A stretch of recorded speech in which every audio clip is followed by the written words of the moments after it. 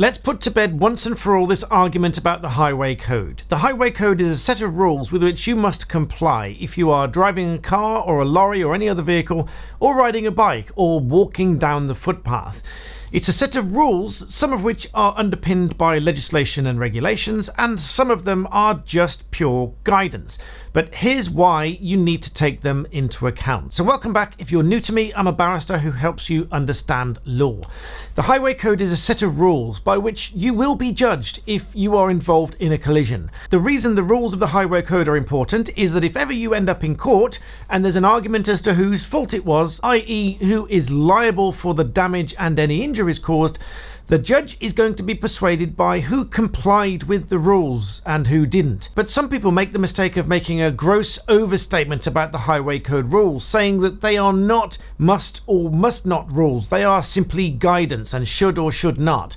Case in point, this comment here, which said there is nothing in the Highway Code to say that you should not move to the left-hand lane to overtake. However, Rule 268 specifically says do not move to the left-hand lane to overtake. And when pointing this out to the commenter, the response was, but that is not a must-not rule. But that's not the point. Whenever you are in court and the judge is trying to decide who to blame for this collision, if you moved to the left-hand side to overtake and there was a resulting collision and the argument is put against you that you shouldn't have done that, that is likely to go against you in a liability claim. So regardless of whether these rules say you should or must or should not and must not, take the rules into account, because remember, if ever you are in court, you will be relying on these rules and to the extent with which you've complied with them.